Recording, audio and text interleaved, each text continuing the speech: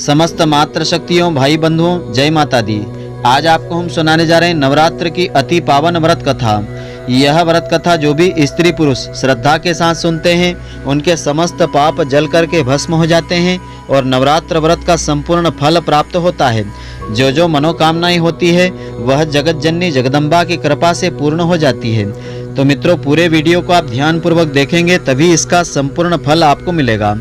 तो मित्रों, आप सभी का बहुत बहुत स्वागत है आपके अपने ही चैनल एस्ट्रो गुरुजी में। यदि आपने अभी तक हमारे चैनल को सब्सक्राइब यदि नहीं किया हो तो अभी सब्सक्राइब कर लें और बेल आइकन को अवश्य दबाएं, जिससे हमारे अगले आने वाले नए वीडियो की नोटिफिकेशन सबसे पहले आपके पास पहुंचे। आप नित्य नई नई ज्ञानवर्धक जानकारियां व नित्य का राशिफल हमारे चैनल से प्राप्त करते रहें। तो नवरात्र की अति प्राचीन व पावन व्रत कथा इस प्रकार से है।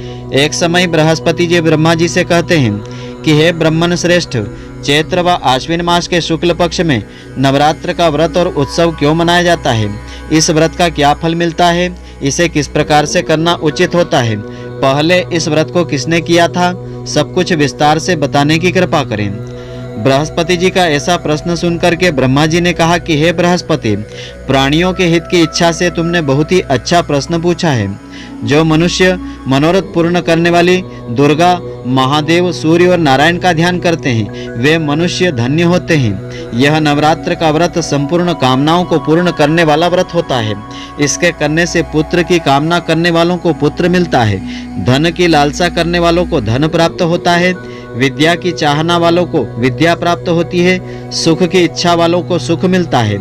इस व्रत को करने से रोगी मनुष्य का रोग दूर होता है, मनुष्य की संपूर्ण विपत्तियां दूर हो जाती है, घर में सुख समृद्धि आती है, बंध्या को पुत्र प्राप्त होता है, समस्त पापों से छुटकारा मिल जाता है और मन का मनोरथ सिद्ध हो जाता है। जो मनुष्य इस नवरात्र व्रत को नहीं करता है वह अनेकों दुखों को भोगता है और कष्ट व रोग से पीड़ित अंगहीनता को प्राप्त होता रहता है। उसके संतान नहीं होती है, वह धन धान्य से भी रहित होता है, भूख प्यास से व्याकुल घूमता फिरता रहता है तथा संज्ञाहीन हो जाता है। जो सद्वा स्त्री इस व्रत को नहीं करती है वह पति सुख से वंचित नाना दुखों को भोगती है। यदि व्रत करने वाला मनुष्य सारे दिन उपवास न कर सके तो एक समय भोजन करें और 10 दिनों तक भाई बंधुओं के साथ नवरात्र की पावन व्रत कथा को एकाग्र चित्त होकर के अवश्य सुने। तो हे बृहस्पति, जिसने पहले इस महाव्रत को किया था वह कथा में विस्तार से सुनाता हूँ, तुम एकाग्र चित्त होकर के सुनो। इस प्रकार ब्रह्मा जी का वचन सुन करके बृहस्पति जी बोले कि हे ब्रह्मन, मनुष्यों का कल्याण करने वाले इस व्रत के इतिहास को मेरे लिए कहो। मैं सावधान होकर के सुन रहा हूँ, आपकी शरण में आए हुए मुझ पर दया करो। तब ब्रह्मा जी कहते हैं कि प्राचीन काल में मनोहर नगर में पीठत नाम का एक अनाथ ब्राह्मण रहता था।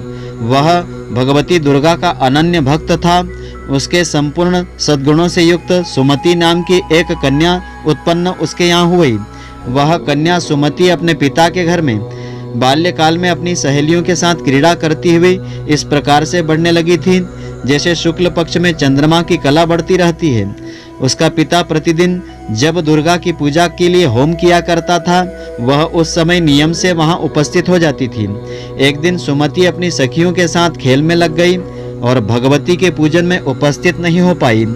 उसके पिता को पुत्री की ऐसी असावधानी देख कर के क्रोध आया और वह पुत्री से कहने लगा, अरे दुष्टा पुत्री, आज तूने भगवती का पूजन नहीं किया है, इस कारण मैं किसी दुष्ट, कुष्ठ, रोगी या दरिद्री मनुष्य के साथ तेरा विवाह कर दूंगा। पिता का ऐसा वचन सुनकर के सुमति को बड़ा दुख हुआ और पिता से कहने लगी कि हे पिताजी, मैं आपकी कन्या हूँ तथा सब तरह से आपके अधीन हूँ, जैसी आपकी इच्छा हो वैसा करो। राजा से, कुष्ठी से, दरिद्र से अथवा जिसके साथ चाहो मेरा विवाह कर दो, पर होगा वही जो मेरे भाग्य में लिखा होगा। मेरा तो अटल विश्वास है, जो जैसा कर्म करता है उसको कर्मों के अनुसार वैसा ही फल प्राप्त हो जाता है। क्योंकि कर्म करना मनुष्य के अधीन होता है, फल देना ईश्वर के अधीन होता है। जैसे अग्नि में पड़ने से तृण आदि उसको अधिक प्रदीप्त कर देते हैं, यानी घास को जला देते हैं, इस प्रकार कन्या के निर्भयता से कहे हुए वचन सुन करके ब्राह्मण ने क्रोधित होकर के अपनी कन्या का विवाह एक कुष्ठी के साथ, कोढ़ी के साथ कर दिया और अत्यंत क्रोधित होकर के पुत्री से कहने लगा कि पुत्री, अपने कर्म का फल भोग। देखे भाग्य के भरोसे रहकर क्या करती हो। पिता के ऐसे कटु वचनों को सुन करके सुमति मन में विचार करने लगी कि अहो, मेरा बड़ा दुर्भाग्य है जिससे मुझे ऐसा पति प्राप्त हुआ है। इस तरह अपने दुख का विचार करती हुई अपने पति के साथ में वन में चली गई और डरावने कुशायुक्त निर्जन मन में उन्होंने वहां रात बड़े ही कष्टों से व्यतीत की। उस गरीब बालिका की ऐसी दशा देख करके देवी भगवती ने पूर्व पुण्य के प्रभाव से प्रकट होकर के सुमति से कहा कि हे दीन ब्राह्मणी, मैं तुमसे प्रसन्न हूँ, तुम जो चाहो वरदान मांग सकती हो। भगवती दुर्गा का यह वचन सुन करके ब्राह्मणी ने कहा कि आप कौन हैं, वह सब मुझसे कहो। ब्राह्मणी का ऐसा वचन सुन करके देवी ने कहा, मैं आदि शक्ति भगवती हूँ और मैं ही ब्रह्म विद्या व सरस्वती हूँ। प्रसन्न होने पर मैं प्राणियों का दुख दूर करके उनको सुख देने वाली हूँ। हे ब्राह्मणी, मैं तुझ पर तेरे पूर्व जन्म के पुण्य के प्रभाव से प्रसन्न हूँ। तुम्हारे पूर्व जन्म का वृत्तांत सुनाती हूँ, सुनो। तू पूर्व जन्म में निषाद भील की स्त्री थी और अति पतिव्रता थी। एक दिन तेरे पति निषाद ने चोरी की थी। चोरी करने के कारण तुम दोनों को सिपाहियों ने पकड़ लिया था और ले जाकर के जेल खाने में कैद कर दिया था। उन लोगों ने तुझको और तेरे पति को भोजन नहीं दिया था। इस प्रकार नवरात्र के दिन थे। उन दिनों में तुमने न तो कुछ खाया न ही जल पिया था। इस प्रकार 9 दिनों तक नवरात्र का व्रत अनजाने में हो गया था। हे ब्राह्मणी, उन दिनों में जो व्रत हुआ उसी व्रत के प्रभाव से प्रसन्न होकर के मैं तुझे मनोवांछित वर देती हूँ। तुम्हारी जो इच्छा हो मांग लो। इस प्रकार दुर्गा के वचन सुनकर के ब्राह्मणी बोली, अगर आप मुझ पर प्रसन्न हैं तो हे दुर्गे माँ, मैं आपको प्रणाम करती हूँ। कृपा करके मेरे पति का कोढ़ का रोग दूर हो जाए। देवी ने कहा, उन दिनों तुमने जो व्रत किया था उस व्रत का 1 दिन का पुण्य पति का कोढ़ दूर करने के लिए अर्पण करो। उस पुण्य के प्रभाव से तेरा पति कोढ़ के रोग से मुक्त हो जाएगा। ब्रह्मा जी आगे कहते हैं, इस प्रकार देवी के वचन सुनकर के वह ब्राह्मणी बहुत प्रसन्न हुई। पति को निरोग करने की इच्छा से जब उसने तथास्तु ठीक है ऐसा वचन दिया, तब उसके पति का शरीर भगवती की दुर्गा की कृपा से कुष्ठ रोग से रहित होकर के कांतिवान चमकदार हो गया। वह ब्राह्मणी पति मनोहर की देह को देख करके देवी की स्तुति करने लगी। हे दुर्गे, आप दुर्गति को दूर करने वाली, तीनों लोकों का संताप हरने वाली हो, समस्त दुखों को दूर करने वाली हो, रोगी मनुष्य को निरोग करने वाली, प्रसन्न हो, मनोवांछित वर देने वाली और दुष्टों का नाश करने वाली जगत की माता हो। हे अम्बे, मुझ निरपराध अबला को मेरे पिता ने कुष्ठी मनुष्य के साथ विवाह करके घर से निकाल दिया था, तो पिता से तिरस्कृत निर्जन वन में विचर रही हूँ। आपने मेरी इस विपदा से उद्धार किया है। हे देवी, आपको प्रणाम करती हूँ, मेरी रक्षा कीजिए। ब्रह्मा जी आगे कहते हैं, हे बृहस्पति, उस ब्राह्मणी की ऐसी स्तुति सुनकर के देवी प्रसन्न हुई और ब्राह्मणी से कहा कि हे ब्राह्मणी, तेरे उदालय नामक अति बुद्धिमान, धनवान, कीर्तिवान और जितेंद्रिय पुत्र शीघ्र उत्पन्न होगा।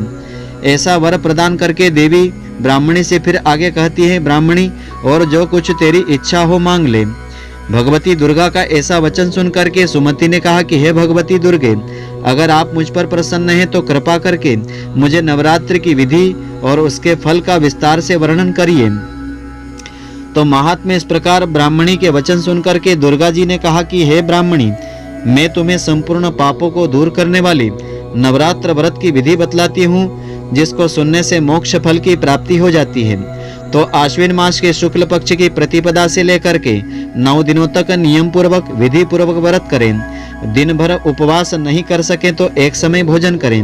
विद्वान ब्राह्मणों से पूछ करके घट की स्थापना करवाएं। वाटिका बना करके उसको प्रतिदिन जल से सिंचन करें। महाकाली, महालक्ष्मी, महासरस्वती देवी की मूर्तियां स्थापित करके नित्य विधि विधान के साथ पूजा करें। पुष्पों से विधि पूर्वक अर्घ्य देवें। बिजोरा के नींबू फल से अर्घ्य देने से रूप की प्राप्ति होती है। जायफल से अर्घ्य देने से कीर्ति होती है। दाख से अर्घ्य देने से कार्य में सिद्धि मिलती है। आंवला से अर्घ्य देने से सुख की प्राप्ति होती है। केले से अर्घ्य देने से आभूषणों की प्राप्ति होती है। इस प्रकार पुष्पों व फलों से अर्घ्य दे करके व्रत समाप्त होने पर 9वें दिन विधि विधान से हवन करें। खांड, घी, गेहूं, शहद, जव, तिल, बिल्व फल, नारियल, दाख, कदम्ब आदि से हवन करें। गेहूं से होम करने से लक्ष्मी की प्राप्ति होती है। खीर एवं चंपा के पुष्पों से धन की प्राप्ति होती है। बेल के पत्तों से तेज मिलता है, सुख की प्राप्ति होती है। आंवले से कीर्ति की प्राप्ति होती है। केले से पुत्र की प्राप्ति होती है। कमल से हवन करने से राज्य सम्मान मिलता है। दाख से संपदा की प्राप्ति होती है। खांड, घी, नारियल, शहद, जव और तिल तथा फलों से होम करने से मनोवांछित वस्तुओं की प्राप्ति हो जाती है। व्रत करने वाला मनुष्य इस विधि विधान से होम करके आचार्य को अत्यंत नम्रता के साथ प्रणाम करें। यज्ञ की सिद्धि के लिए दक्षिणा देकर के संतुष्ट करें, वस्त्र आदि देवें। इस प्रकार बताई हुई विधि के अनुसार जो व्यक्ति व्रत करता है उसके सब मनोरथ सिद्ध होते हैं, इसमें तनिक भी संदेह नहीं है। इन 9 दिनों में जो कुछ दान आदि दिया जाता है उसका करोड़ों गुना फल प्राप्त हो जाता है। इस नवरात्र व्रत करने से अश्वमेघ यज्ञ का फल भी मिलता है। तो हे ब्राह्मणी, इस संपूर्ण कामनाओं को पूर्ण करने वाले उत्तम व्रत को तीर्थ, मंदिर अथवा घर में विधि के अनुसार श्रद्धा पूर्वक करना चाहिए। तो आगे ब्रह्मा जी कहते हैं कि हे बृहस्पति, इस प्रकार ब्राह्मणी को व्रत की विधि और फल बतला करके देवी माँ अंतर्ध्यान हो गई। जो मनुष्य या स्त्री इस व्रत को भक्ति पूर्वक श्रद्धा के साथ करते हैं वह इस लोक में सुख प्राप्त करके अंत में दुर्लभ मोक्ष को प्राप्त कर लेते हैं। तो हे बृहस्पति, यह दुर्लभ व्रत का महात्म्य है जो मैंने तुमको बताया है। यह सुनकर के बृहस्पति जी आनंद से प्रफुल्लित होकर के ब्रह्मा जी से कहने लगे कि ब्रह्मन, आपने मुझ पर अति कृपा की है जो मुझे इस नवरात्र का महात्म्य सुनाया है। ब्रह्मा जी बोले कि हे बृहस्पति, यह देवी भगवती शक्ति संपूर्ण लोकों का पालन करने वाली है। इस महादेवी के प्रभाव को कौन जान सकता है? बोलो भगवती जगदम्बा की जय। तो इस व्रत की विशेष विधि इस प्रकार से है। प्रातः नित्य कर्मों से निवृत्त होकर के स्नान करें। मंदिर या घर पर ही नवरात्र में दुर्गा जी का ध्यान करके यह कथा पढ़ना चाहिए अथवा सुनना चाहिए। कन्याओं के लिए यह व्रत विशेष लाभदायक होता है। जो भी स्त्री इस व्रत को श्रद्धा पूर्वक करती है मनोवांछित कामनाओं को पूर्ण कर लेती है। श्री जगदम्बा की कृपा से सब विघ्न संकट दूर हो जाते हैं तथा सुख समृद्धि की प्राप्ति होती है।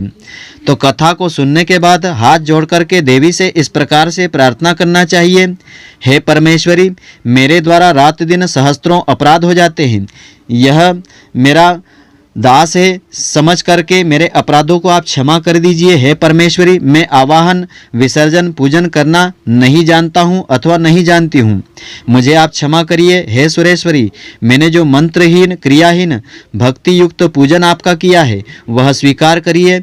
हे परमेश्वरी, अज्ञान से, भूल से अथवा बुद्धि भ्रांति से जो न्यूनता अथवा अधिकता आपकी पूजा में हो गई हो उसके लिए क्षमा करिए तथा मुझ पर प्रसन्न हो जाइए।